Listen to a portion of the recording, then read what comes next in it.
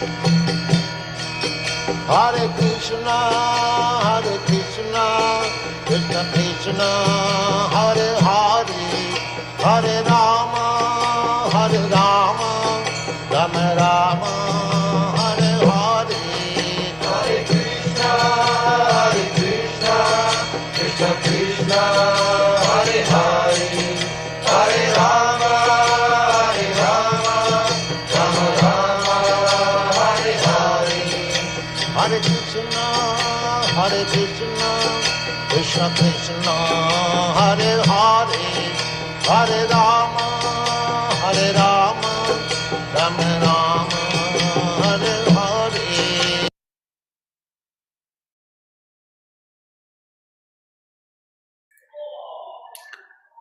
Hare Krishna, Krishna Krishna, Hare Hare, Hare Rama, Rama Rama, Hare Hare. Hare Krishna, we welcome everyone. I can see His Holiness Bhanu Swami Maharaj is there now. I hope, Maharaj, you are able to hear us. Need to be unmuted. Thank you so much, Maharaj, for joining us. If you allow so, we can start the program now with your... Hare Krishna. So I'll just, Maharaj, welcome all the devotees here and just introduce or speak briefly about you, and then we can start the program. Is that okay, Maharaj? So, Hare Krishna, everyone. Thank you for joining in for today's program. This is the second session today of the Srila Prabhupada Smaranotsav.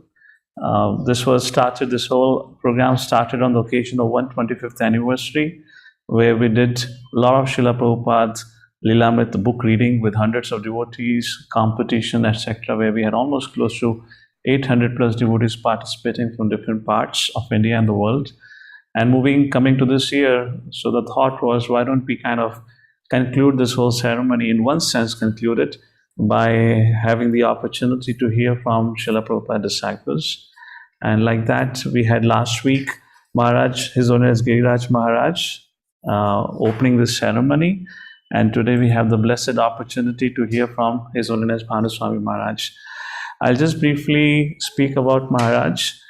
His Holiness Bhanu Swami Maharaj was born in Canada on 26 December 1940. Hare Krishna. Somebody is saying something?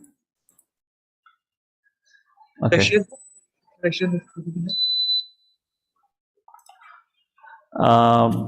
To the most fortunate Japanese parents, he is one of the very senior disciples of His Divine Grace A.C. Bhaktivedanta Swami Srila Prabhupada.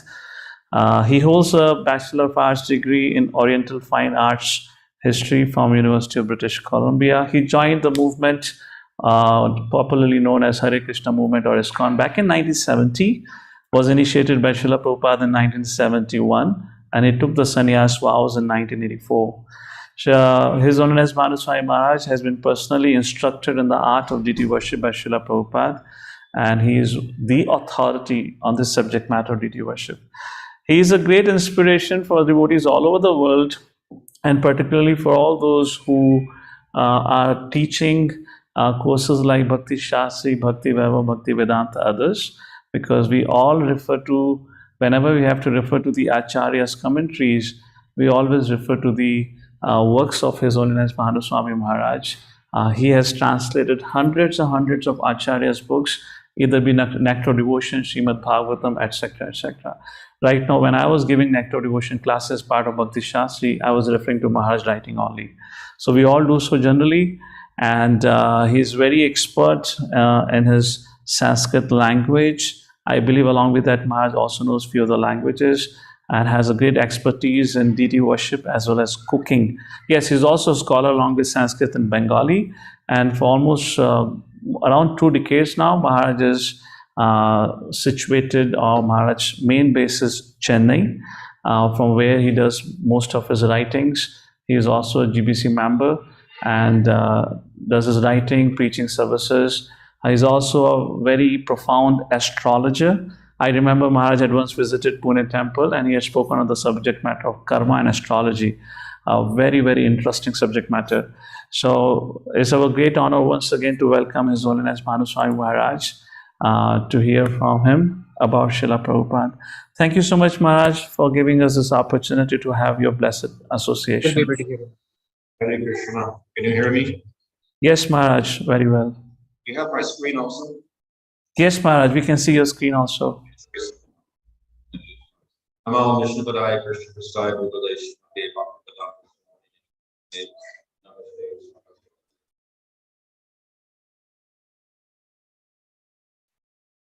Krishna Chaitanya Nityananda.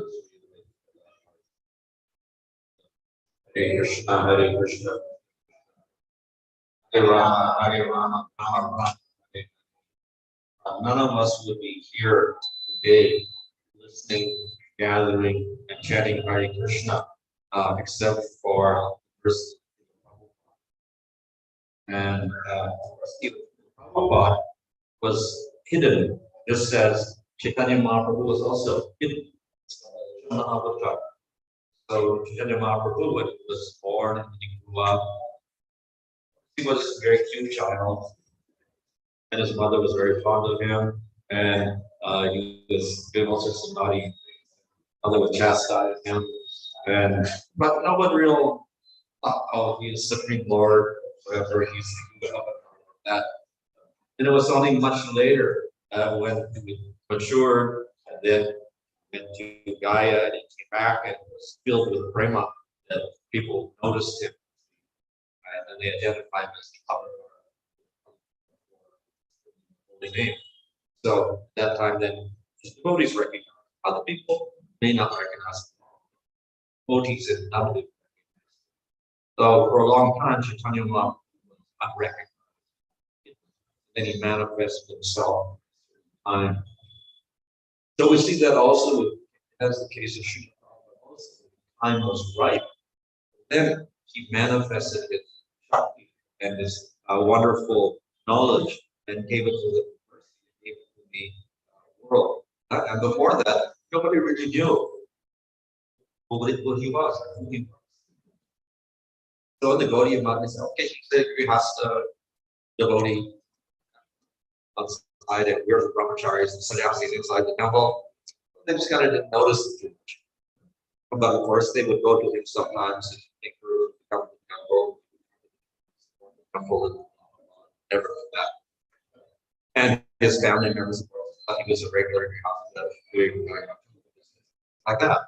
And other people around just took him as a person who was serious about spiritual life and involved with his family, his business, etc. And they could not predict later on. Nobody knew. Huh? So eventually, of course, we how he struggled in India, and people really didn't appreciate it. He just and was living in Vrindavan, and he was printing his books in Delhi, but he struggled a lot, and nobody really recognized him. And he wrote a few things. Nobody really read them. Made back to Godhead. He just reading it on the street himself. Nobody really gave him the capacity support that. He tried to make a league of the devotees in society and Jhansi, but that also failed. Yeah, he couldn't get really any support. He stayed in the Gaudiya Math for some time, and he was trying to get them enthusiastic to print and publish books and distribute books, but they weren't very enthusiastic about doing that. So in other words, nobody really recognized him. And therefore he thought, maybe I should go somewhere else and preach. So that is why he got this idea, I'll go to America and try to preach there. That also was a big struggle. And Scindia, steamship lines, Samatya Maharaj, was saying, oh, don't go, you're just an old man. She also didn't recognize who he was. Then he got to America, and he stayed in some, contact, some men from Mathura, I think it was. He stayed in his house for some time. Then he also didn't recognize him. Okay, he's in Bengali sadhu, interested in worshiping Krishna.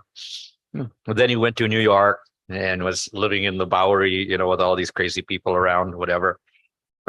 And there they didn't recognize some strange looking man with orange cloth, from India is there. And they really didn't pay too much attention to him.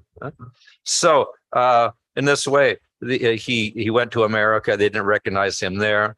But then suddenly at a certain time, people started recognizing him.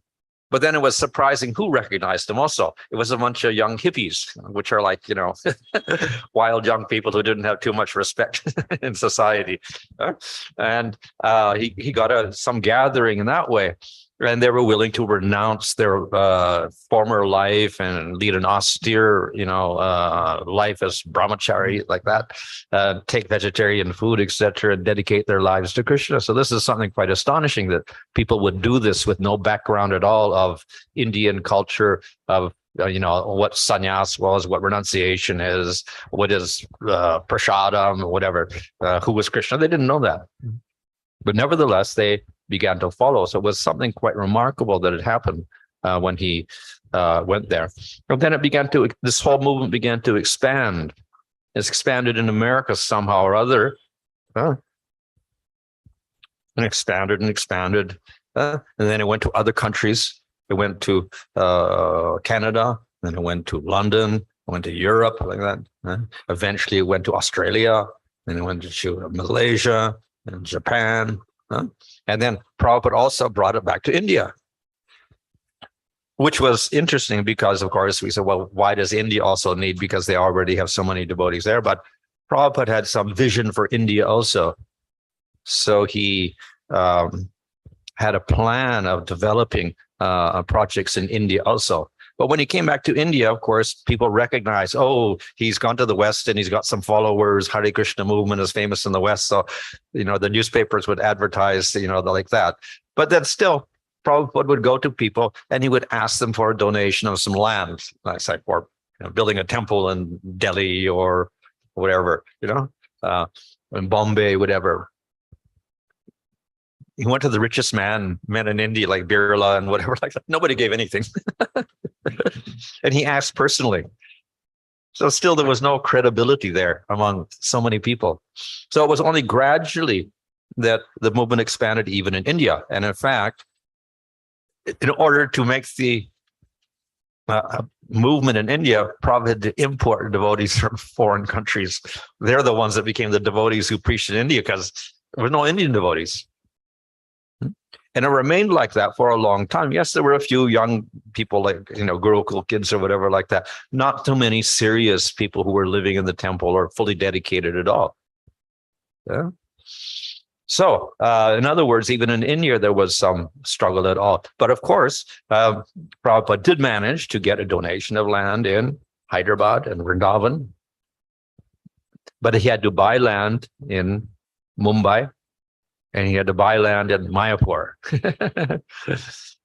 So it wasn't just people were willing to donate like that. So in this way, the movement began in India. So Prabhupada was always interested in expanding. He expanded and went to the West and expanded the movement there. And traveled everywhere and keep expanding. So there were maybe 100 temples within 10 years. And then he was in India, and then he got the movement started in various places in India. And again, he wanted the movement to expand. So he had seen how previously in the Gaudiya Math, the place had those temples had expanded during Bhaktisiddhanta Saraswati Thakur's time, but then after that, they really didn't expand. And so that went on for many, many years, from the 30s all the way up into the 60s, 30 years, and nothing really expanded within that time. Whereas we see Prabhupada within 10 years, he had, 100 temples around the world. And then he started, 5 or 6 or 7 temples in India also within 10 years. And this is one person. Whereas in the Gaudiya Math, it was like, 30 sannyasis or something, but they didn't expand beyond what they had 30 years previously. So Prabhupada was not very impressed by that, and he always wanted a movement which would expand. So that's one of the themes of his life, that he was always trying to expand the movement. We see when he was in India before he came to America, he was very insistent that he print some books. And of course, people will say, "Why you want to print books here in India?" Whatever like that. But we see that his vision was that eventually he wanted a movement based upon books. So the Srimad Bhagavatam first canto that he translated and printed in India, that became the basis for his preaching in America. And then he published that in America, and from that he went on to second canto, third canto, fourth canto, etc., all the way up to 10th canto during his stay on earth. So he had a vision of expanding the movement in various ways. So one of the ways in which he did this, of course, was through his direct preaching. And he would always be enthusiastic to meet people and preach to them. Another way was through his books, writing, always writing, and then publishing those books. So he was so cautious about the books that he actually established a separate society for that. He made the BBT, Bhaktivedanta Book Trust, as a separate entity from Iskcon. So in case anything happened to Iskcon, the books would be safe, and he could keep publishing the books. So he was very, very careful to make sure that the books were preserved for the future, because the books are the basis. So he wanted the philosophy to be there intact for all the future. So he had very great plans for developing the movement, of course, because he was already 70 years old or over when he started the movement in America. Time was limited. So it is now in the hands of the next generation to carry on that movement and continue to expand that movement. So expansion is nice, but at the same time, we have to understand that along with expansion, there has to be a proper organization. You can expand like anything, but if it's not organized, then it's not very effective. Okay? So we see that Srila Prabhupada is also very careful to make an organization. So he made the International Society for Krishna Consciousness, and very early in the movement, he registered the society in New York City. And then, of course, it was registered in other places. Then he came back to India, and he registered the society in India. So in other words, it's not just preaching and expanding, but there has to be some organization there also, something to keep that expansion together. So expansion is very nice and preaching is very nice. But at the same time, we do have to do things in such a way that things will be preserved now and in the future, and there will be some organization to things. So particularly because the bigger you get, the more important it is that you need some sort of organization. So, of course, many societies or individuals don't see that need. For instance, the Gaudiya Math or other spiritual societies, because they're limited to one temple, for instance. So one person, one temple, and maybe 50 people there. So it's not much, you don't have to organize too much there. So the society organization is not too crucial. And then there's one person at the top, the head of that institution. So he more or less manages everything. Not difficult if you have 50 people. But where you have thousands of temples and hundreds of thousands of devotees, you cannot do that one person here managing and talking to everybody and doing everything efficiently. You have to have some sort of system for doing all this. So that is why, along with the preaching, we do have some organization. And this is what Srila Prabhupada set up. He set up an organization that has rules and regulations, etc. And he also didn't want to involve too much in that work, so he appointed the governing body commission to do the managerial work. And therefore, they also have to start making rules and regulations for people to follow also, in order that we expand, but we expand in a regulated way.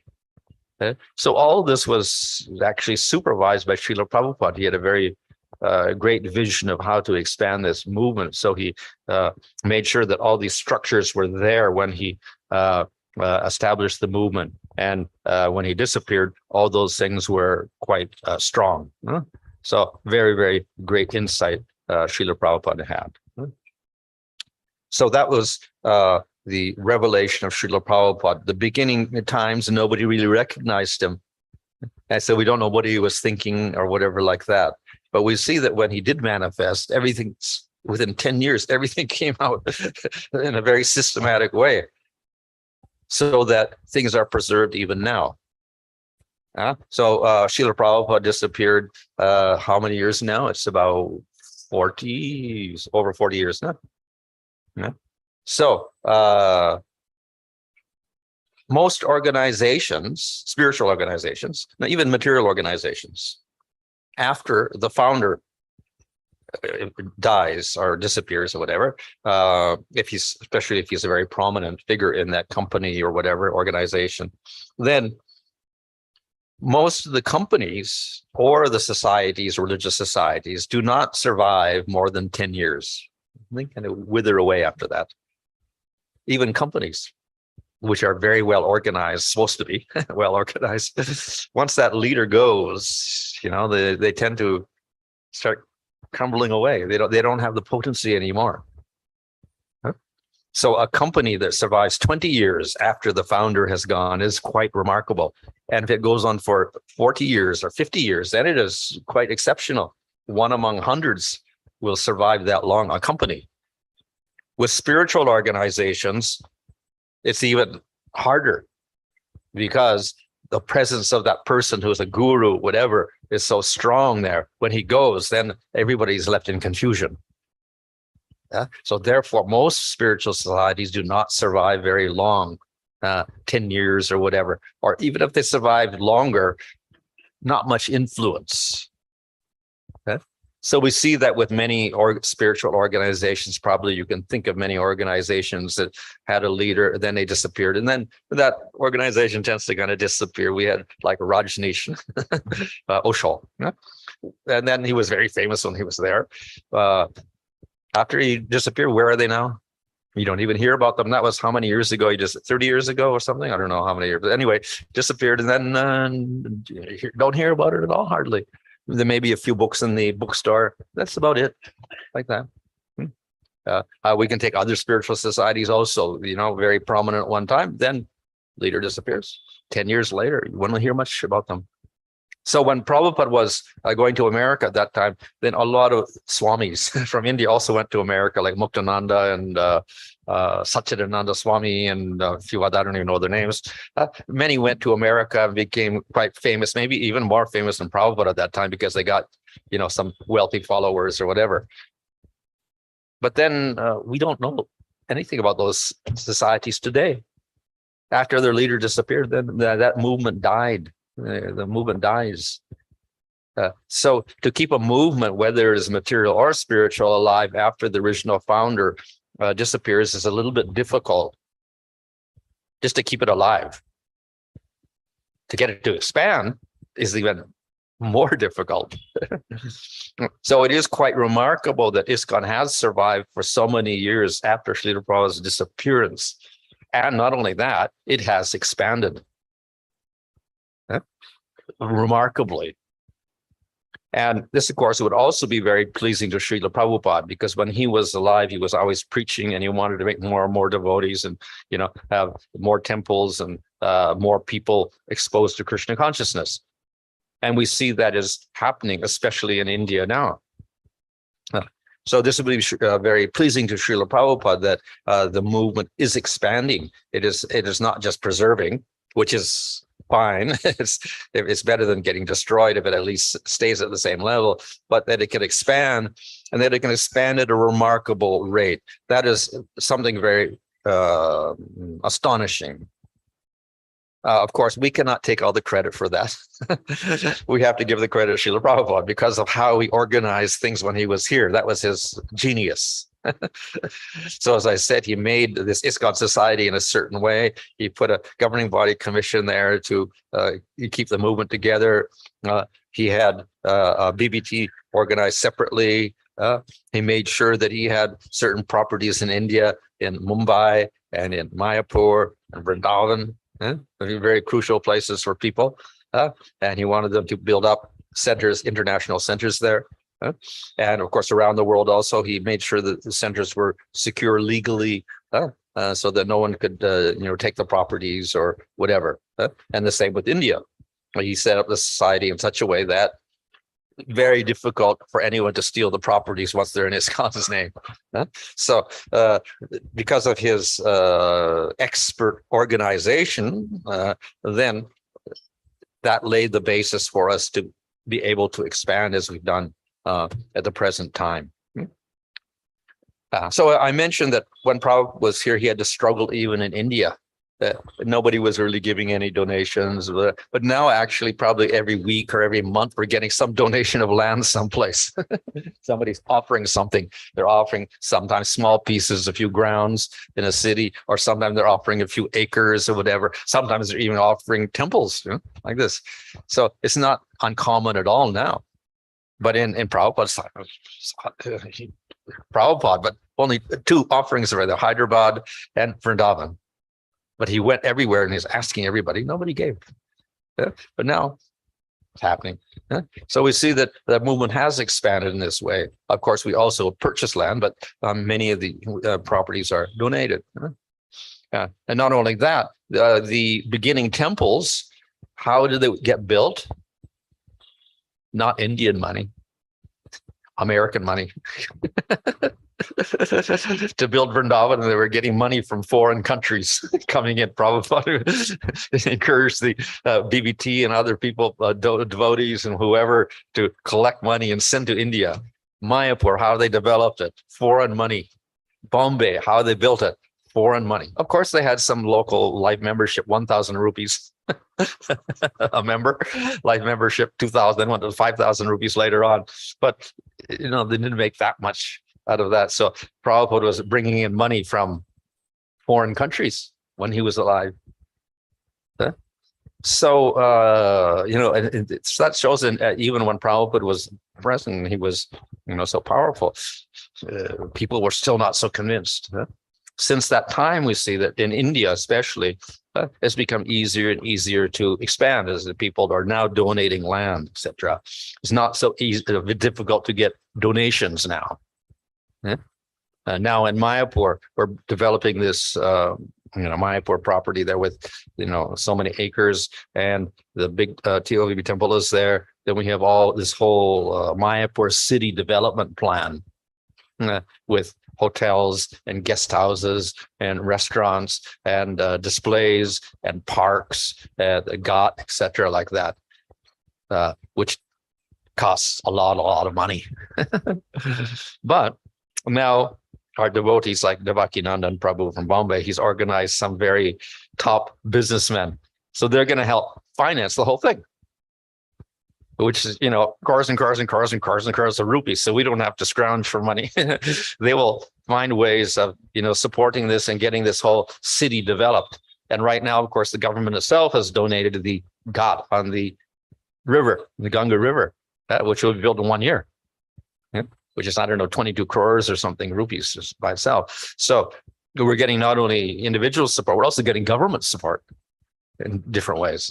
So this is quite remarkable that the society has developed, especially in India, in such a way that we're getting support from all quarters, from the business community, from the government, from individuals. And another important factor is that, as I said in the beginning, even Prabhupada didn't import the devotees. There's no Indian devotees. India, we think, is full of devotees, but it wasn't at that time.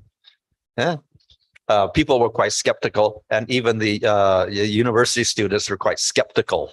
They were thinking, who are these strange people here? We're trying to study and we're trying to develop and we're trying to be like America and we're trying to get degrees and we're trying to advance scientifically and industrially, and they're trying to interrupt us and take us away. What is this? So there was suspicion among the young people. So not so popular in spite of the the publicity. But we see that has also changed. And let's say from the 1980s, late 1980s, 90s, after that, then we see a gradual shift, in which we get a lot of young people, a lot of college students and university students are taking very serious interest in this. Of course, a lot of credit goes to the program developed by Radhesham in Pune. So he was very enthusiastic to make some sort of system, and he got this all, trial and error, of course. And then he eventually made a whole system, which was very effective for training up the college students so that they could participate in Krishna consciousness, go on with their studies, and at the same time become inspired to serve Srila Prabhupada. And out of that, then we get a whole crowd of young people enthusiastically engaged in devotional service. So that is something quite remarkable, and that's something which Srila Prabhupada would be very pleased with, because it didn't happen when he was here. He didn't get that response, as I said, from any quarter. Now, he did get some response in America and whatever. That was the hippies. But from India, no, there were no hippies here, and everybody was busy studying.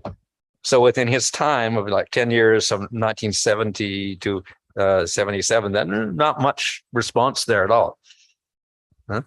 But now we see big responses there. So this is something, again, remarkable, but we can't take complete credit for it because it's all there within Srila Prabhupada's plan of preaching to everybody. So in order to have a dynamic organization, we always have to bring in new people. And that's, of course, just a fact of life. The older people get older and older, and eventually they disappear. So what's going to happen to the organization? Yeah, I need new people coming in at all times, and new people getting experience, new people maturing, new people becoming expert at managing and preaching and doing all these things. We can't leave it up to the seniors. The junior people have to mature and get trained up and develop, take over the responsibility, and leave the elders just as the guide. So it is very essential that the new members are always joining and coming in and participating and developing their Krishna consciousness. Otherwise, the movement will not survive and it won't expand. So this is this development of the youth program is a very, very crucial segment of our preaching strategy all around the world, and of course, especially in India. So it is, we can say, pleasing to Srila Prabhupada that this is actually happening, and it's something which is a dream which has become real. When Prabhupada was in America, he was sitting on a bench in the park or somewhere, and then one man came down and sat beside him. And then Prabhupada, he was wondering who Prabhupada was, and then Prabhupada said, yes, and I have so many temples around the world, etc., like this. And the man was looking at him, and he looked like a little poor sadhu from India. And then Prabhupada said, yes, in the future. Hundreds of temples, all of these things in the future. Yeah. So we had that vision of all these things, the expansion in this way. And as I said, the expansion is there, but the expansion should also be concrete in the sense that it has to have an organization behind it, solid principles of intelligence to do things properly so that things remain steady, things remain permanent. So Prabhupada established everything very methodically in that way, whether it was writing his books or his preaching or his temples, etc. And when he came to India again, he did everything quite methodically, planning everything out very carefully. And nobody can predict what Srila Prabhupada was thinking and what his plans were. And it's kind of only afterwards we understand. As in the Srimad Bhagavatam in the first canto, Bhishma Dev. Then he was praising Krishna and his wonderful pastimes, etc. And of course, he's lying on his deathbed also. But he makes this remark, very difficult to understand the plan of Krishna. Who can understand it? We cannot. We're the great devotees like Bhishma Dev and Kunti. We're puzzled. We don't know what the Lord's trying to do. Why does he have this huge Kurukshetra war, for instance? Why all these people have to die? Why the Pandavas have to go to the forest for 13 years? Why doesn't he just, have a battle and save them and put them on the throne immediately? So many questions are there, even for the great devotees. Nobody can understand the Lord's plan. What's happening? Then after it's all over, then everybody realizes, oh, that's why Krishna did this. That's because he did this, because of this, because of that, because of that. Only afterwards they understand. So the same with Srila Prabhupada, many things, we don't know what he's doing. Why he's so insistent on buying some land in Mayapur, like this. Immediately when he came to Mayapur with the first devotees, then he was in Calcutta, and then he got on a train and he went out to Mayapur and he was looking around there like that. Then later on, he sent somebody there and they went and purchased some land there. So everyone was, it's just paddy fields. Though the many Gaudiya mats were there at that time, in 1970, 71. It was mostly paddy fields. Some temples were there, far apart from each other, Gaudiya mat temples, maybe 6 temples on the road. It was a very narrow road for rickshaws. And on Gaur Purnima day, there was no one there. No crowds. Maybe a few old widows going to the temple, a few rickshaws going down the road. That's it. Nothing else. And it was just paddy fields on either side, very quiet, like that. And a few rickshaws going down the road on Gaur Purnima day.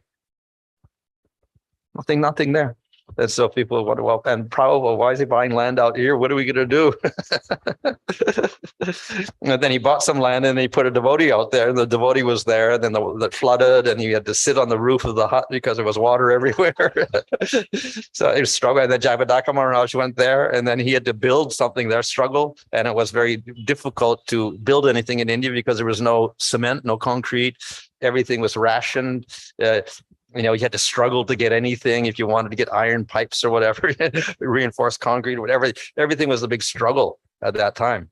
Yeah. And then you had to get it to Mayapur. And then there was, things like transport problems, etc. The roads were bad, like that. So big struggle to build up even the first building there, which was that, I think, a Lotus building. Or the long building, or maybe it's the long building, and then the Lotus building, like that. Big struggle. And then people are wondering, why are we doing all this, like that? And mosquitoes were everywhere. Water was bad, like this. Dacoits everywhere. So people wonder, well, why Prabhupada wants to do this, Huh? Well, then Prabhupada finally revealed, here we're going to have the biggest temple in the world. We're going to commemorate the birthplace of Chaitanya Mahaprabhu. We're going to have this huge temple, etc. And then now we see that is also coming true. And then so many, prominent people are also becoming enthusiastic to support this and make this dream come true. But it's only now that we realize Prabhupada's plan. The same in Bombay. Prabhupada went and purchased this land. There was a big struggle with the, the landowner, what's the name? Nair. Very, very big problem there. And then one time Giri Raj said, okay, we're going to give it up. And then Prabhupada got so angry that he was going to settle for the, giving it up. And then, probably he also said, why are we struggling so much, just for this piece of land with mosquitoes all over it, and occupied by so many tenants, And at that time, it was not like it is now. It was full of mosquitoes and swamps and, some apartment blocks with people in them. Yeah. And then we're struggling with to get possession of the land, etc. So the devotees are wondering, why are we struggling like this? But now we see the temple there is so it's a center of Krishna consciousness, a solid center, and it attracts so many people. But at that time, nobody could realize, understand what was happening there. Yeah? So in this way, we can't really understand Prabhupada, when he was present, we couldn't understand what he was doing, but now we can realize some of the things that he did, they make very good sense nowadays, and we can appreciate them, which is a little unfortunate because we should have appreciated it when he was with us, but now that he's gone, we can appreciate his expertise and his genius. So, as I said, Prabhupada's mood was to keep expanding. If you can't do anything, at least preserve, but it's better if we keep expanding and expanding and expanding. So that's good that we do that. At the same time, as I said, we do have to have a proper organization. So along with that expansion, we have to be a little intelligent to see that it goes in a proper way, that it doesn't expand and then collapse. As I said, a lot of organizations, they expand and the leader disappears, and then it collapses and it's finished. So all the effort you put into it is useless. So you want to expand, but we also we don't want to waste our energy. We want to keep everything permanent that we got, and we can expand further. So therefore we should expand, and with everybody's enthusiasm, we can do that. At the same time, we rely on some organizational expertise to keep everything firmly in place when we do expand, so that it stays permanently. So all of this, of course, these principles were established by Srila Prabhupada himself. So we should try to imbibe the spirit of Srila Prabhupada. If you read the Lilamrita, then you can get some idea of the ways in which Srila Prabhupada did things. And through that, we can understand a little bit of his way of thinking, the way he was planning, so that the movement would stay together into the future. Of course, Prabhupada says, it should go not just a few, 30 years, 40 years, which is good for a movement, but it should go thousands and thousands of years into the future. So that means we really have to be a little serious about, making things permanent, expanding, but making things permanent. The one important factor here, of course, is it's good to expand, it's good to be permanent, but then we see some movements, they do that, they also change. As we see with like the Christian church, it changed. After 200 years, they changed everything. And after 500 years, they changed everything again. After 1,000 years, they changed everything again. So the movement nowadays is not anything like it was when Christ was around, or even 100 years after Christ. It completely changed everything. Philosophy changed, rituals changed, people changed, everything changed, language changed, everything changed. So Prabhupada didn't want that to happen. We have certain principles that we have to keep intact. In spite of the expansion, in spite of the organization or whatever, there are things that we need to keep here permanently as well. Yes, we have to adapt to the change of the modern world. At the same time, there are also things that we don't want to change at all, things which are permanently there, and they'll always be there. So that's why Prabhupada also had the books. So these establish some of the principles that we don't change. So we can't change the philosophy. We can't change who is Krishna into something else. We can't change the process of bhakti. We can't change Nam Sankirtan into something else. There are permanent fixtures there. And that's established in the books. So that's why Prabhupada did put an emphasis upon the books, because that establishes it's the unchangeable principles that are necessary for the society to go into the future. So if we have an understanding of those unchangeable principles, plus we have an enthusiasm to expand, plus we have the organizational know-how, then we have a good opportunity to fulfill Srila Prabhupada's desires. Chaitanya Mahaprabhu has said, in every town and village, his name should be heard and chanted. And of course, then Prabhupada was saying, well, yeah, when the Bengalis read this and the devotees read this long ago, they're saying, oh, well, yeah, that means India. Maybe we could do it in all India.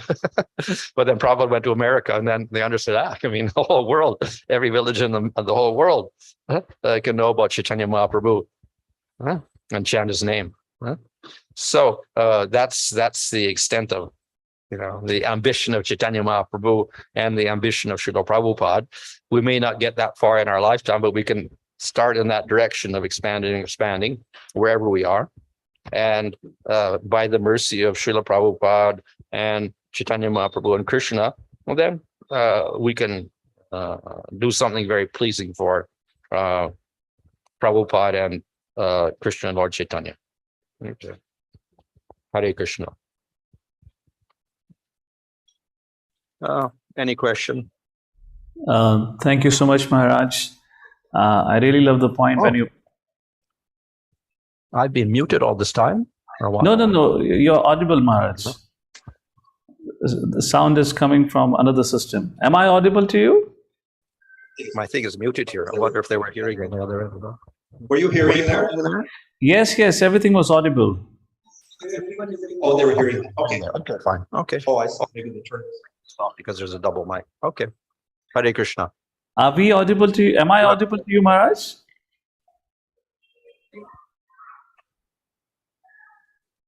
Hare Krishna.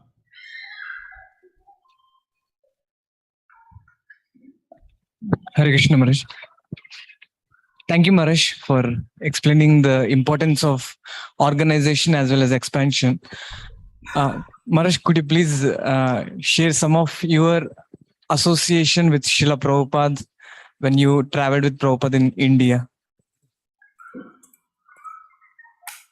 Okay. The question is about my experiences with Srila Prabhupada in India. Actually, I was a new devotee. So, an old devotee in those days was 5 years in the movement. You were senior. Maybe you became a sannyasi or a GBC after that. Huh? That was 5 years. I don't know, maybe even 4 years. I don't know. Huh? So if you're only 1 year, you were nothing. And I was only like a few months in the movement. So therefore I didn't get that close to Srila Prabhupada because he had the seniors there, the devotees that had been there 5 years, though from America. They were around Srila Prabhupada at that time.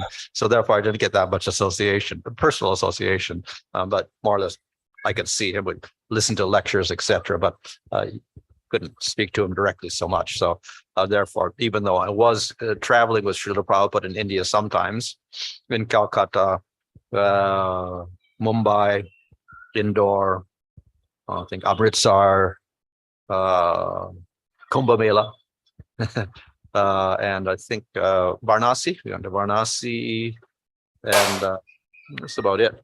Then I came back to Calcutta after that. So a lot of the development of India took place after I left India. So there, I didn't see Prabhupada after that so much.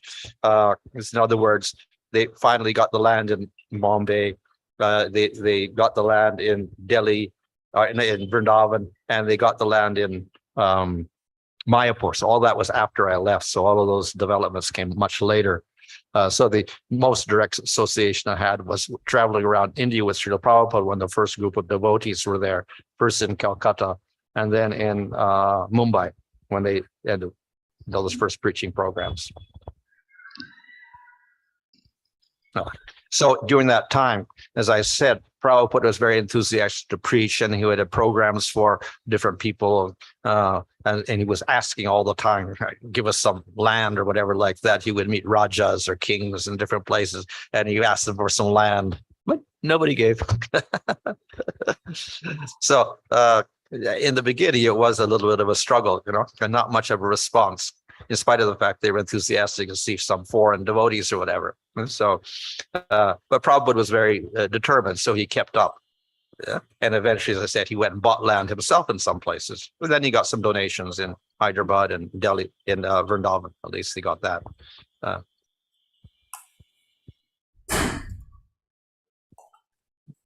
Krishna, if devotees have a question, you can please raise your hands.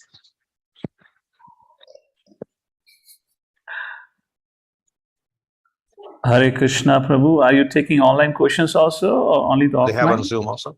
Yes. Oh, I don't hear anything now. So you can ask questions. So, are we audible?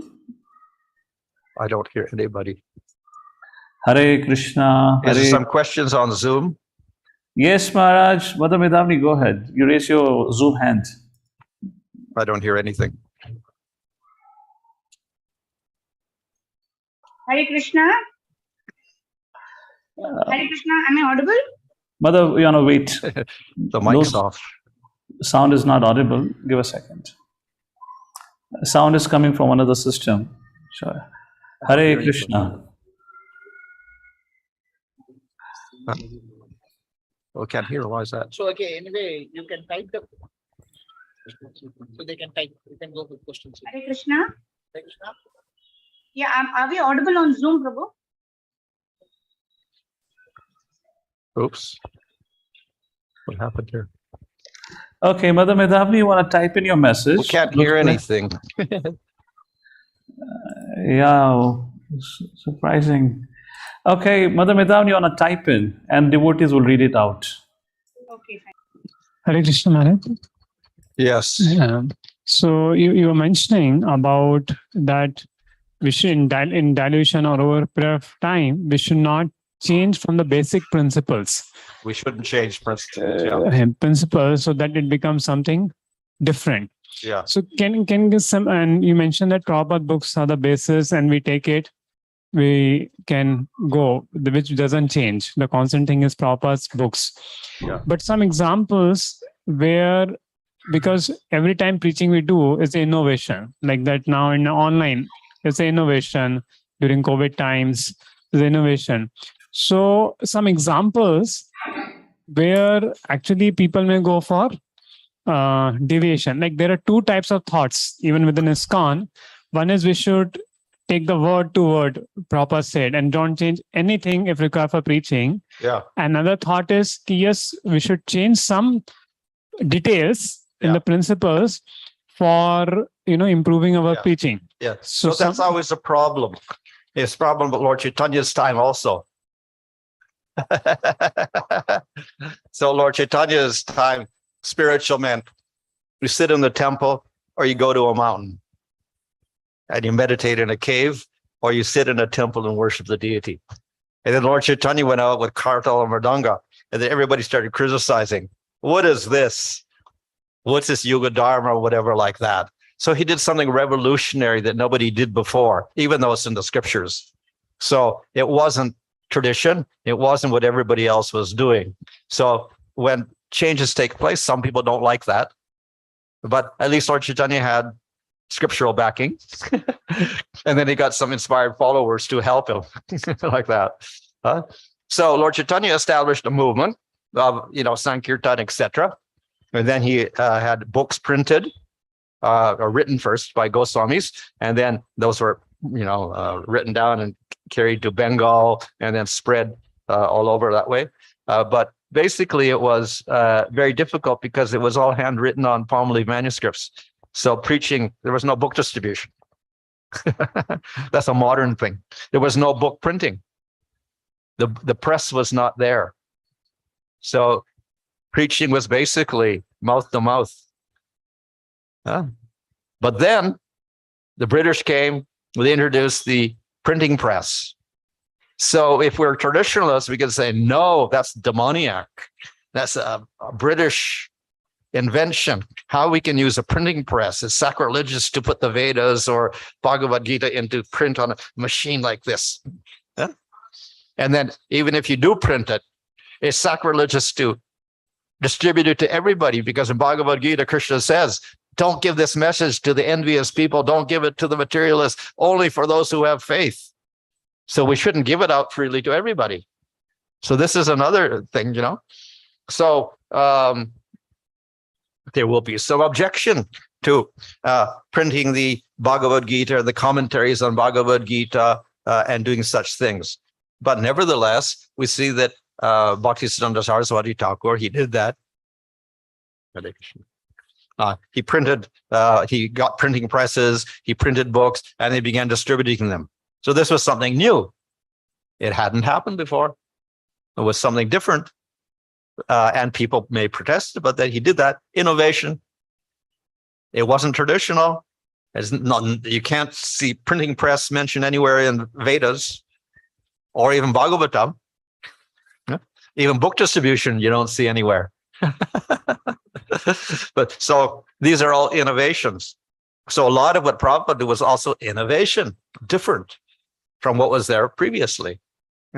So Bhaktisiddhanta innovated, Srila Prabhupada innovated. A lot of innovation, but certain things don't change. So therefore, we have to understand what should be changed and what should not change. So the changeable things, of course, are maybe the method of preaching, whether it is direct preaching, recorded preaching, video preaching, Zoom preaching, or whatever. Then we have the sign language preaching, if you can't hear it, deaf people or whatever like this. Then we have Braille preaching for the people that can't see even, they can't read, so they use their fingers or whatever like that. So we have different ways in which we can communicate to people. It's all innovative, but necessary. And the Zoom is something that we picked up last year, isn't it? It wasn't there before. And what's going to happen in 20 years from now? Zoom will not be used also.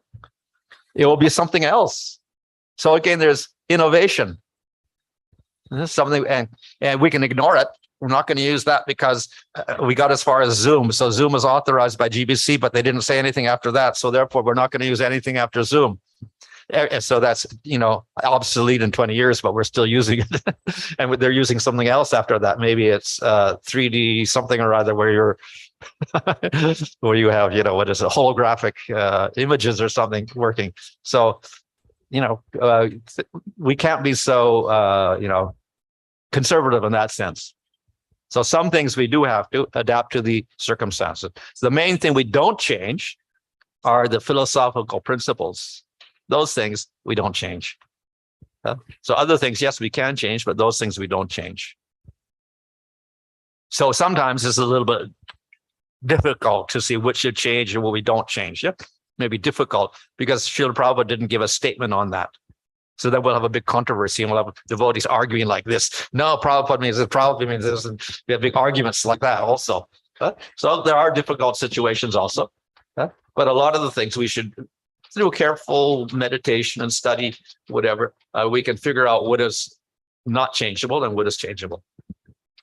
Like, for example, Maharaj, sometime to make preaching relevant and more interesting to audience. Suppose Bhagavatam class. Yeah. When you keep one verse per day Bhagavatam class, because audience won't come every day, then people don't find that relevance and people speak from their experience. Yeah. But instead we make, course like Bhagavad-Gita in 30 days. Yeah. Or even in the Bhagavatam class time, we have first canto study circle rather than a Bhagavatam verse giving. So is it a detail which should be changed, which should not be changed? Yeah. So sometimes confusion comes how to decide. Yeah. So of course the defense of no change is that this is what Srila Prabhupada did. One verse a day kind of thing like that. So we have to follow that exactly as it is. But probably you'll have some experience that Prabhupada didn't do that sometime also. Probably if you could research it, you'll find that maybe sometimes he didn't do that. He didn't do a verse a day or whatever. He did something else. So I think it's up to the particular audience and up to the ability of the speaker also. The main thing is we're trying to convey the message of Krishna in a way that can inspire people. And if they're all going to fall asleep, what's the use? So we've got to find something which is going to keep them alert and keep them inspired. So that's we have to use our intelligence for that. If we can do that, plus we can do one verse a day, fine, that's good also. But if we can't, then we may have to find some other means of, keeping these together. And particularly if the crowd keeps changing every day, then it's kind of meaningless to do one verse a day because everybody's just picking up one little thing here or there. So you may have to alter the way in which you preach. Hare Krishna Maharaj. So we have a question from Zoom Maharaj. Yes. By Indu Radhika Devi Mataji. Hare Krishna Maharaj, Dandavat Pranams. The effects of Kali Yuga is becoming apparent as the days goes by. We see that the younger generation is not very inclined to take up devotional service.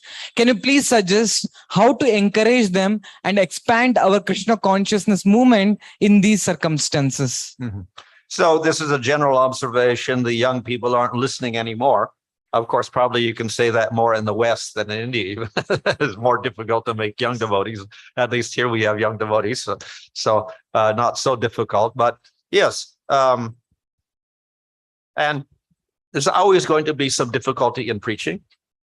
And if Kali Yuga progresses, as it is, very rapidly progressing, it's going to be more difficult and more difficult. We're going to get different types of obstacles. There may be young people get distracted more, and maybe other difficulties. Maybe it is sickness, maybe it is another COVID or whatever like this. We're going to meet all sorts of difficulties. So somehow or other, we do have to use our intelligence to find ways of overcoming that particular obstacle somehow or other. In this case, it's about maybe the young people aren't so attracted. Because they're human beings, then we're going to have to figure out just what their needs are and what their interests are, and then try to develop a program to attract them based on their needs and their interests, and then guide them into Krishna consciousness as a solution which will fulfill all their needs. So we may have to find a new means. This is like in probably commercial world with marketing. Every generation is different. So the 1970s generation, young people, is quite different from what they were in the 80s and what they were in the 90s and what there are now. The young people are quite different. So therefore, you want to sell things to them. You have to make a new strategy. You have to advertise differently. You have to do everything differently. So that may be so also for us in terms of the young people or any population or even a whole country. We may have to think of a different way of attracting people. And we have to use our intelligence there. Maharaj, there is one more question from Medavini Saki Devi Mataji. Could you please tell top 3 qualities about Srila Prabhupada that made your life to surrender unto the lotus feet of Srila Prabhupada and Iskcon? Qualities. Yeah. Oh. What attracted? One quality probably is gravity. That means, of course, seriousness, not in the completely solemn sense, but more we say profound nature. So, of course, he could joke and do so many things, but generally, he was very serious about propagating his movement, about communicating the message of Chaitanya Mahaprabhu. So that was always on his mind, how best to communicate the real message. So that was his profundity. So it kind of permeated all of his activities and all of his speech, finding ways to communicate the message of Krishna to everybody. So that was one very interesting quality of Srila Prabhupada. The other, of course, was his consideration of everybody. So he took care. He was he noticed all the different people that came, and he tried to make sure that they were comfortable, they were doing well, etc. So he was very personal in his approach to all the different devotees. Hare Krishna, devotees a question, can raise your hands.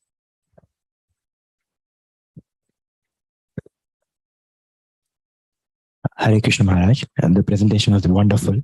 So what is one thing that attracted you so much to Srila Prabhupada in the beginning? Like, what is that one thing that was a turning point in your life that you completely went to Prabhupada and attracted you to him so much? What was the attractive point of Srila Prabhupada? For me, it was his, as I said, the profundity and the serious dedication he had to his goal. He was very, very fixed on what he wanted to accomplish. And he was very, very fixed in communicating the message of Krishna to everybody. So that was the, the astonishing, attractive feature of Srila Prabhupada. Hare Krishna Maharaj. Hare Krishna Maharaj. I'm very grateful for your class on Prabhupada's pastimes. Maharaj, I wanted to ask about, we have heard about golden years that are going to come, the initial 10,000 years of Kali Yuga. But one hand, we see that, the number of devotees and Iskcon is expanding. But on the other hand, we see the effects of Kali Yuga they are expensing, in much more, vigorously than Iskcon and Krishna consciousness all over the world, and even in India also. Like young people taking up to bad habits, like anything. Like previously, that much, contamination and things were not there, but now it is increasing more and more. So we hear about this 10,000 years or golden yuga that is going to begin in the beginning of, Kali Yuga. So when that will happen, that everybody will take up to Krishna consciousness, and when it is going to really begin? Well, this prediction actually is from the Brahma-Vaivarta Purana, where it talks about 5,000 years golden age. As I said, we cannot predict how it's going to happen or whatever. Of course, it's in the process now since Lord Chaitanya Mahaprabhu came, but we cannot really predict how it's going to happen, how it will come about. All we can do is participate in that movement. That we don't have to worry too much about how it's going to happen or whatever. So mainly is we absorb ourselves in Krishna consciousness and then spreading it to others, and that's all we do. And what happens to everybody else, we don't know. Who gets influenced? Whoever is merciful, fortunate, they will pick it up from us or whatever like that. So we just go as far as we can and keep distributing the mercy to everybody. And those who are fortunate, they will accept it.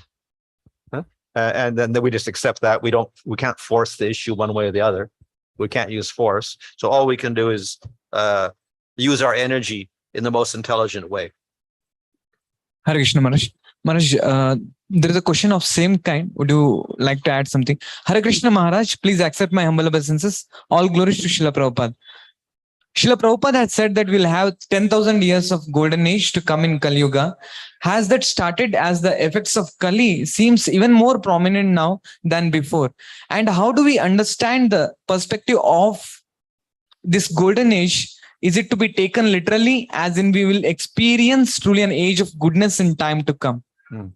Well, this is a prediction that is given in the Brahma-Vaivarta Purana, and it starts 5,000 years after Kali Yuga starts. So that's about now, which means for the time of Lord Chaitanya and afterwards, and it goes on for, so long after that. So obviously, just like in Satya Yuga, there were still demons there. There are still some ignorant people there, even in Satya Yuga. So even in the golden age in Kali Yuga, it's not going to be all devotees. The demons are still going to be there, but we can say that there'll be quite a prominence of spiritual life among everybody. It'll be prominent. It may not be completely, but it'll be prominent. This, of course, is maybe relatively speaking, because Kali Yuga is so bad that we get some prominence there. Very good, and this will continue for thousands of years. So, but as I said, how it will happen and what it consists of, we really can't say. But we can participate in this movement now that Lord Chaitanya has come, and use just as Srila Prabhupada started with nothing and expanded. So we can just take this movement and expand it as much as we can within our lifetime, and hopefully the next generation will take it further and further and further. That's all we can do. Second question, Maharaj, from Surya Kanti Prabhu. Hare Krishna Maharaj, Dandavat Pranam. What is it to me to be mindful when we start preaching? What should we be mindful when we start preaching? Oh, well, we have several principles here in preaching. Lord Chaitanya said, go out and preach everywhere, be merciful to everybody, like the rain falls everywhere like that. So that's one idea. And Lord Chaitanya is the deliverer of the most fallen, and even for the operatis or whatever, he's merciful and delivers them. So yeah, we want to deliver everybody. But then we have the other principle, don't preach to the faithless. And in Bhagavad-Gita, you'll see at the end, Krishna says, don't give this message to the envious people, the people with no faith. So he said, don't give it out, don't preach it. So we got two things here. We can ignore that one, don't preach to the faith, but that's the seventh aparad, so we have to We have to keep that in mind all the time. But we can't ignore Lord Chaitanya's, idea of preaching to everybody and delivering the most fall. So the challenge of the preacher is how to combine these two things. So some preachers are very ambitious and they'll say, okay, let's preach to everybody. And they try, but of course, some of their efforts may not be so good because they meet the wrong people. They may get attacked or whatever, get negative reactions or whatever, and ultimately they have to suffer for that. And of course, the other thing is preaching to the faithless is an aparad. So therefore, you do suffer for that spiritually also. So we have to be careful of what we do. The other is that we're so afraid to preach because don't preach to the faithless. Nobody's got any faith, so then we don't preach at all. So we do have to be intelligent enough to see, keep up the enthusiastic preaching movement of, as we see with Bhaktisiddhanta Saraswati Thakur, Srila Prabhupada, we keep up that preaching movement, but we do have to use our intelligence to see what to say and when. So, in other words, the preaching may not be direct. This comes to the other question also. We have to change our preaching method or whatever, just preach very directly and insult everybody and attack everybody and criticize everybody as being demons, etc. Or do we take the opposite approach, like not name call or anything, whatever. So we have to use our intelligence and preach to different people. And that way we can also cultivate even the faithless people. But we can't directly preach to those people at all because we're committing that offense against the holy and preaching to the faithless. So we have to indirectly try to encourage some people who maybe have a little faith at that part, and we give them a little more. So we preach in a different way to them. Other people have faith, we can preach directly to them. So according to our intelligence, we have to judge the level of the person. And then we can only say certain things to the certain types of people.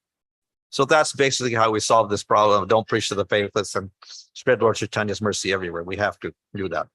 The principle that Bhaktivinoda Thakur says is that, yes, we don't preach to them and give them the holy name and tell them to start chanting for the faithless people.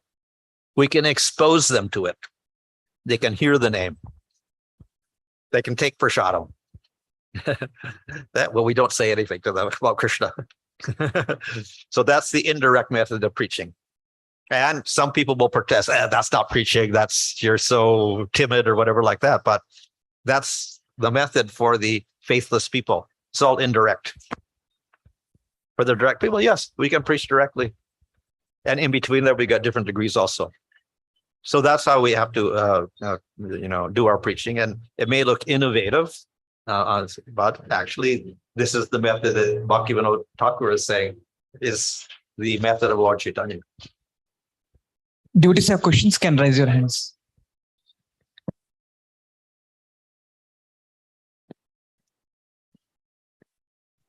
Hare Krishna. Am I audible? Hare Krishna, dear Maharaj. I am so grateful to you, not only for your classes, but for those books on the book table which you have written. I have purchased many of your books and I got to know you have written even more books than that in the table. So I clearly see that you have inherited Srila Prabhupada's quality of writing books.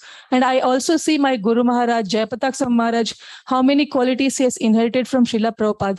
How we all who are really wanting to do Bhakti Shastri course, Bhakti Vaibhava, Bhakti Vedanta, how we too can inherit Prabhupada's qualities and become like you all. We want your qualities to manifest in all of us. So this is my question, Maharaj. Thank you very much. Hare Krishna Maharaj.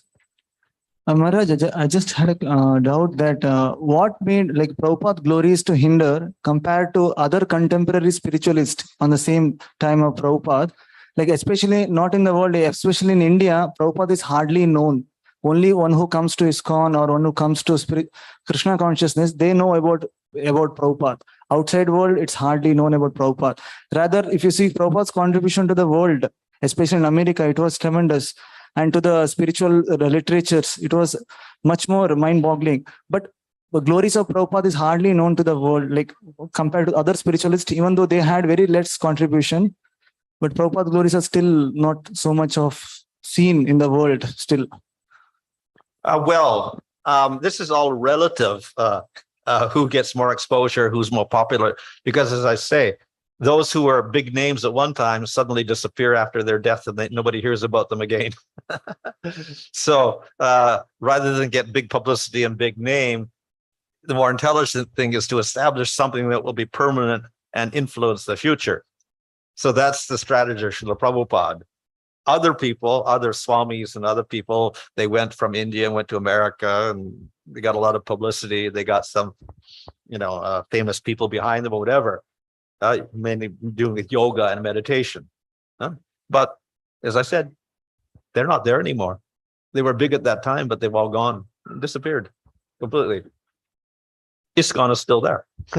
So that's the remarkable thing, that it may not be the biggest name long ago in the 70s, but it's continued and it's expanded, whereas other movements have faded away. And as for India, it's grown and grown and grown, and it's become more and more recognized. Of course, when 1970s, 80s, it was not well known. But it's become more and more well known as time goes on, especially in the 90s and 2000 and afterwards. It's become very, very well recognized in all quarters. So it's getting more well known.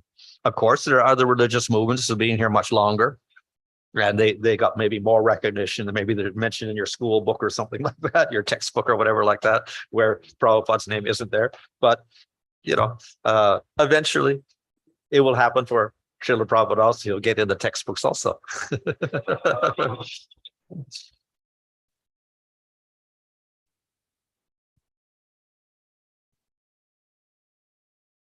Well, we did get the coin. The Srila Prabhupada coin came out, yes. No, the stamp also. Malaysia, they made a stamp with Srila Prabhupada. So. Hare Krishna Maharaj, Dandavat Pranam. Very inspiring lecture for expanding Iskcon. It is very inspiring for younger devotees like us. And from my early days in Iskcon, I was continuously hearing from devotees, Shama Sundar's couple and Mukunda's couple from London building a temple, and they had a great struggle. And we inspired so much. And as a Grihastha devotee, I'm also willing to be part of expanding Iskcon and building a nice temple for movement. And what kind of qualities we need to inherit it, and what kind of qualities we need to develop as a servant leadership in participating in this service of expanding Iskcon as a Grihastha devotee. And probably almost all the devotees here will be Grihastha devotees.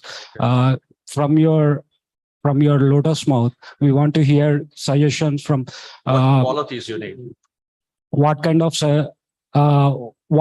qualities we need to inherit in expanding Iskcon, in participating in Iskcon. Well, I think the qualities are different from the brahmacharis, whether it's Grihastha or brahmachari sannyasi. The qualities that are going to please Krishna and Chaitanya Mahaprabhu and Srila Prabhupada are going to be the same qualities. So in order to expand the movement properly, not just superficially, then we have to get the mercy. So we have to get the mercy of Srila Prabhupada and Lord Chaitanya and Krishna. And we get that mercy by having the same qualities. It's not we're going to have any different qualities. So one, of course, maybe said the big quality, the main quality of a devotee is to surrender to Krishna. In other words, he's a genuine devotee. And of course, we cannot surrender completely because we have other responsibilities as grihastas or whatever.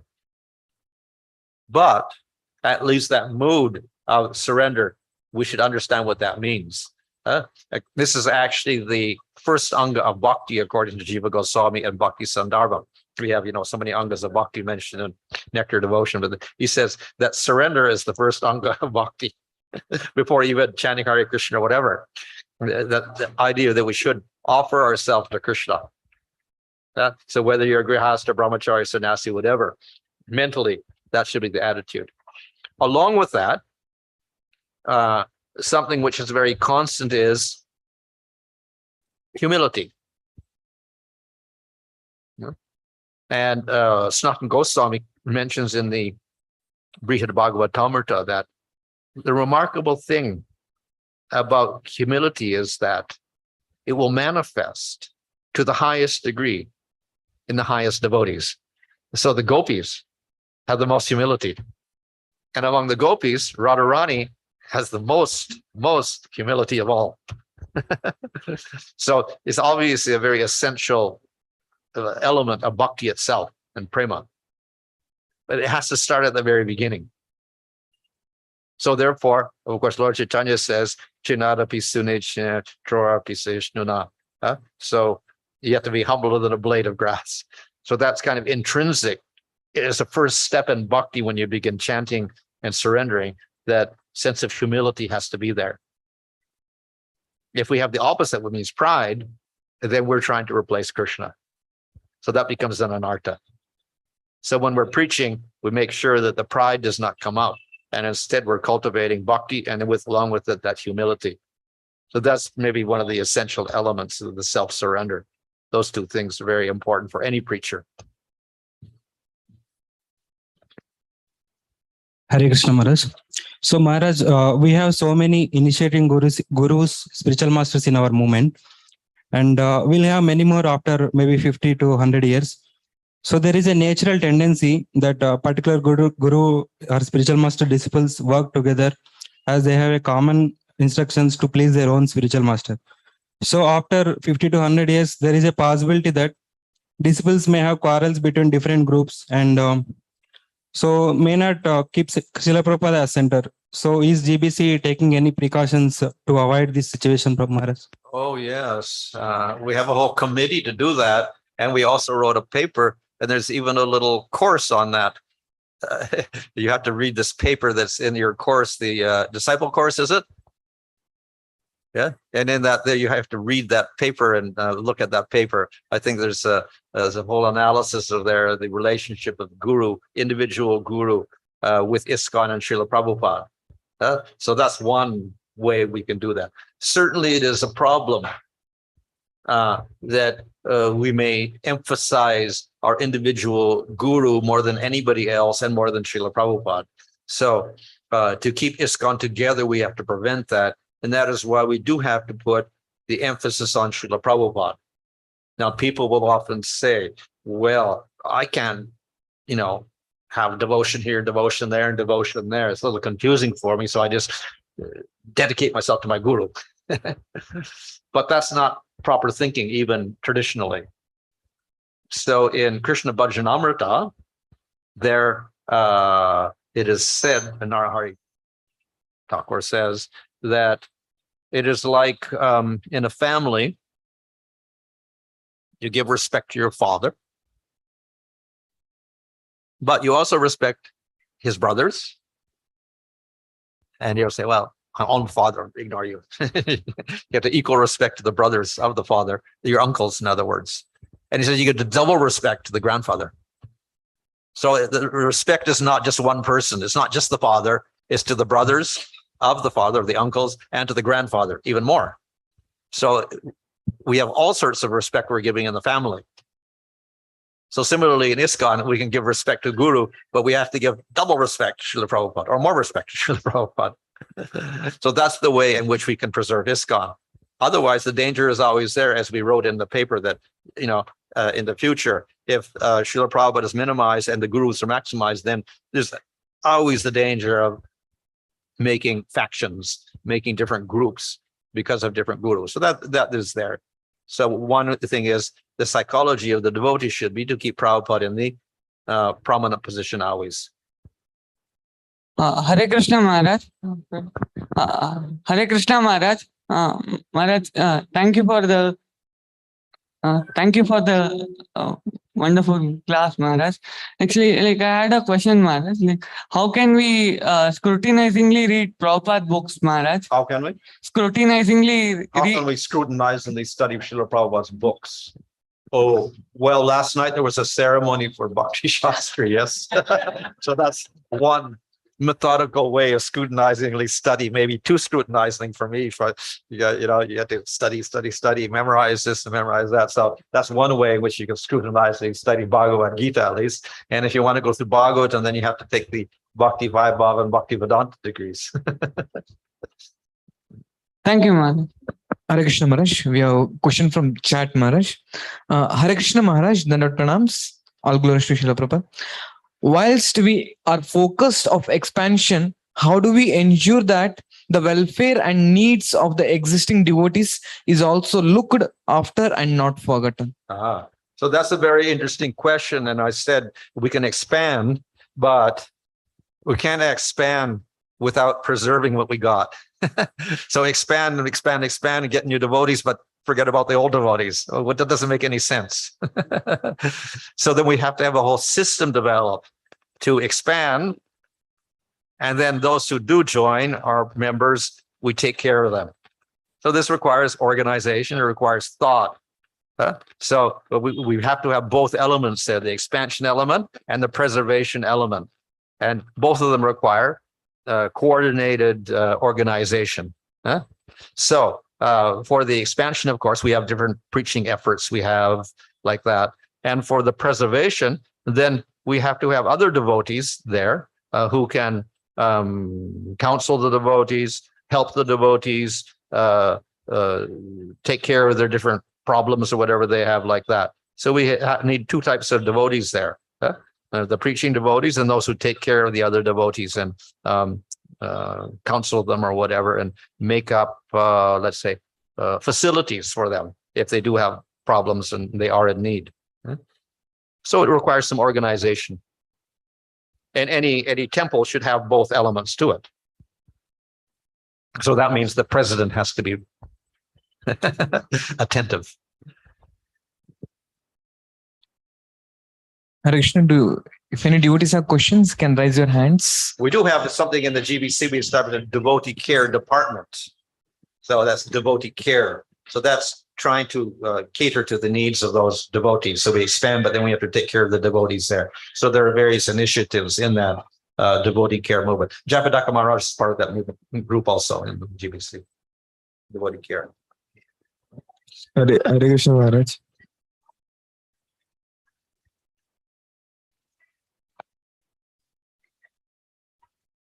Hare Krishna. Am I audible?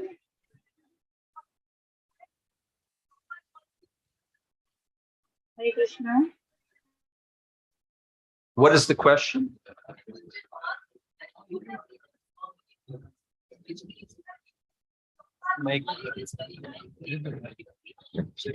Prabhupada's qualities. Then what should we do?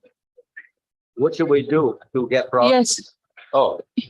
So the thing is, we don't want to develop qualities. That's not our goal. The goal is to develop devotion to Krishna. By developing devotion to Krishna, we get all good qualities. This is if you read Nectar Devotion, then we have second quality.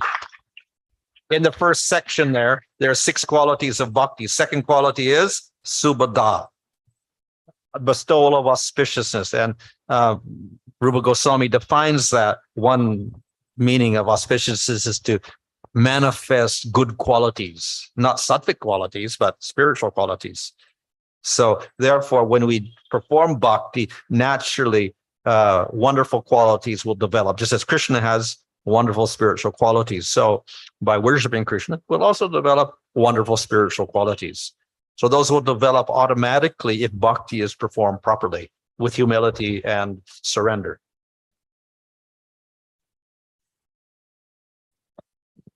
Hare Krishna Maharaj, I have a question that every preacher needs the quality of selflessness. Can you please tell how to develop that quality of selflessness? selflessness. Well,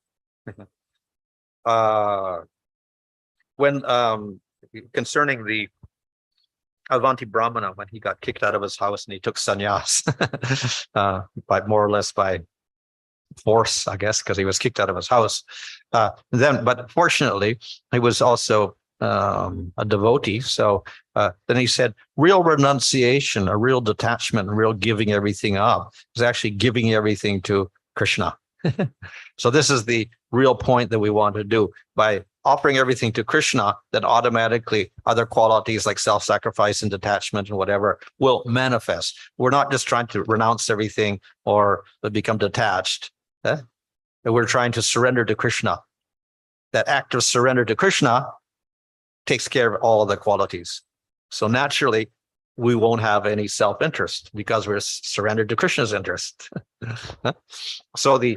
But the more we advance in Krishna consciousness, the more we'll develop all wonderful qualities, including selflessness, detachment, sense control, mind control, humility, all these things. They're all developed.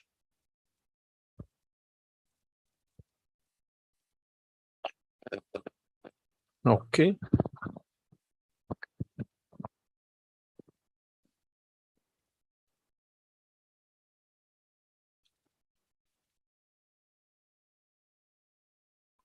Hare Krishna. Am I audible, Hare please? Krishna Maharaj, Pranam. My question was we say that Krishna's name, form, qualities, and pastimes are all same as Krishna. So when do we realize? First thing is how do we realize that part? That it is not different to Krishna. Another thing is that we worship the Krishna's form as lamination or photo.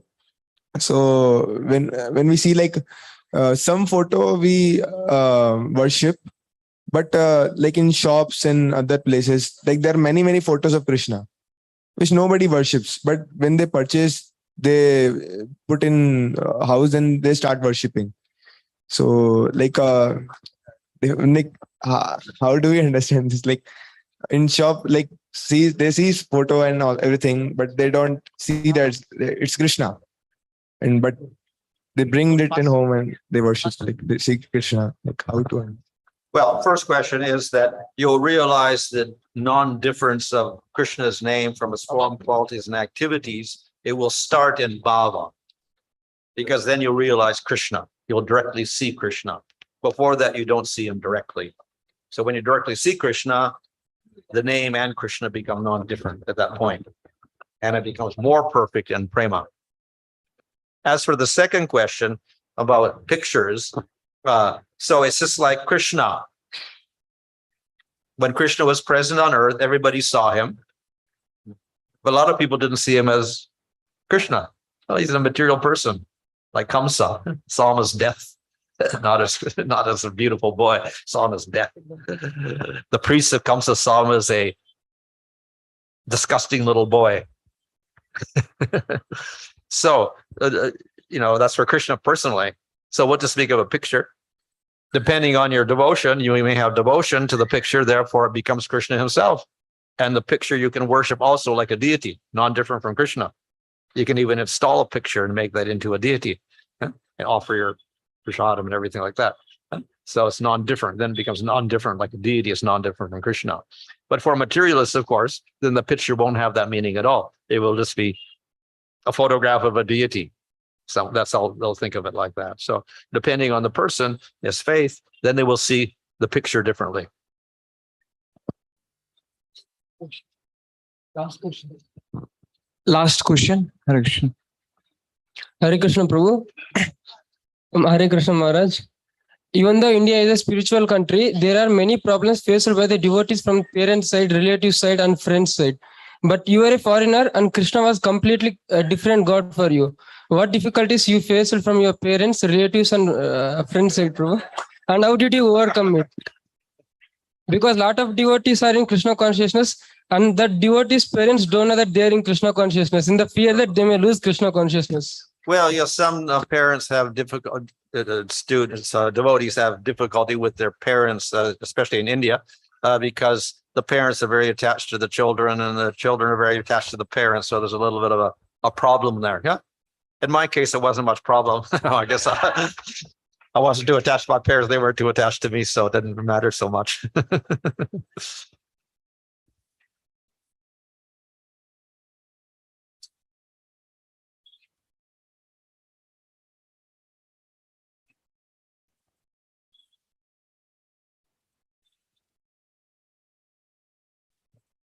Hare Krishna. So this has been message from Iskcon Pune, who is conducting this Samarpanam for Prabhupada, 125th year of his Vyasa Puja. So I'm just reading it. Maharaj, thank you very much for giving your time and giving us insights into Srila Prabhupada's life. Seeking the enthusiasm and service contribution of Srila Prabhupada's disciples, we get some glimpse into the glorious personality of Srila Prabhupada.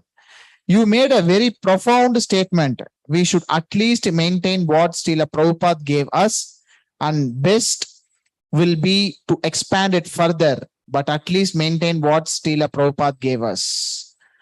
So we all seek your kind blessings to become servant of the servant of the servant, and may continue to serve Srila Prabhupada mission by following in your footsteps.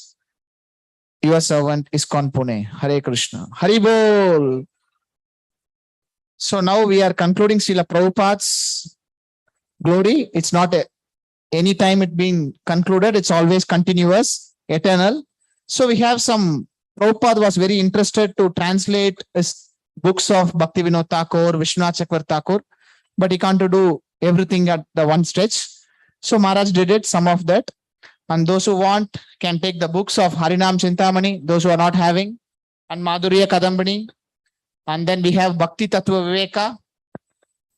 And then 3 books by Vishwanath Chakravarti Thakur, Bhagavad-Gita Kana, Bhakti Rasamartha Sindhu Bindu, and Ujjwala Leela Mani Kirana. Very important. And then Chatusloki Bhashyam. So those who want to finish the Bhagavatam fully, 18,000 slokas is very difficult. Just finish this 4 slokas. In a simple book, you will finish the Bhagavatam.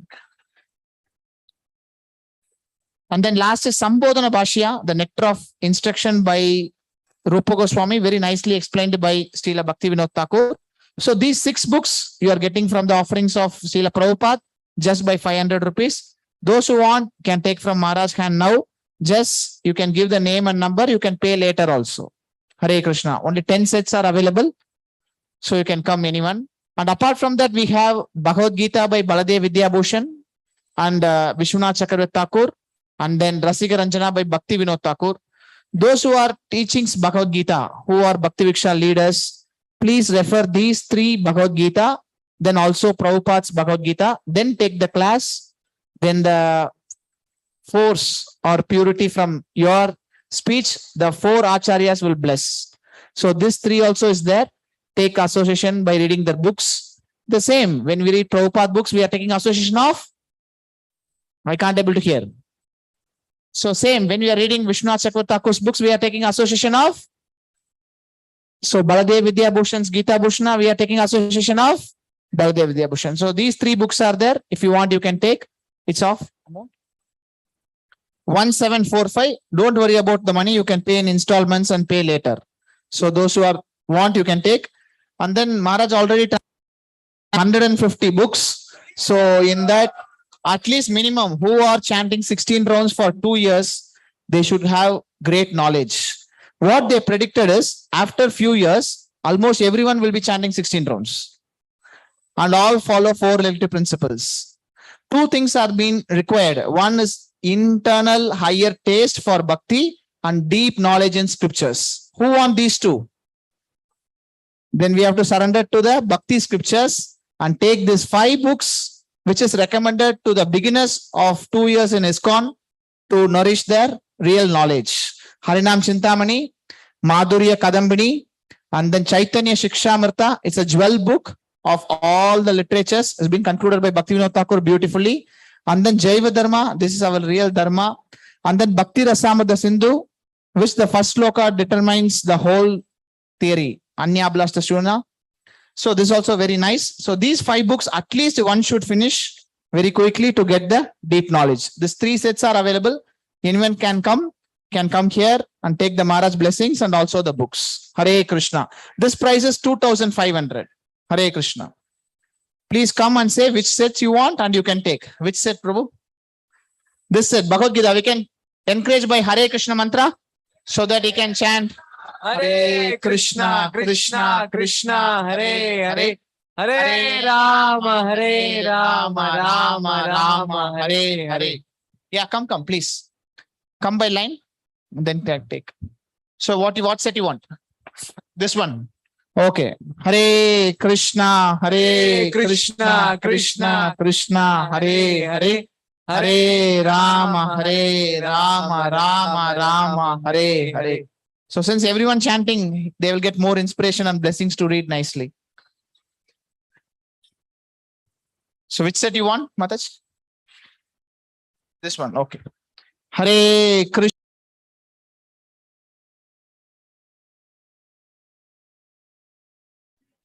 Hare Krishna, Krishna Krishna, Hare Hare. Hare Rama, Rama, Hare Hare. Okay, then you can take. Yeah, Sandarbhas in the YouTube is there. So she's taken Sandarbhas, very, very, very important. Jiva Goswami given Sandarbhas so that Bhagavatam is nicely given in Sambandha, Abhidheya and Prayojana. So 2 sets only available there, you can take. There in the book table. What set? 5. So Hare Krishna, Krishna, Krishna, Hare Hare. Hare Rama, Rama. That's all. Thank you very much. Hare, come, please come quickly. So if anyone wants, make the mind very quickly.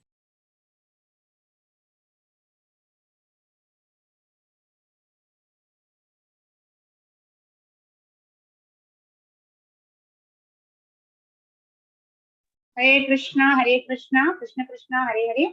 Hare Rama, Rama, Hare Hare. Hare Krishna. So thank you all for joining in for the Srila Prabhupada Smaranotsav.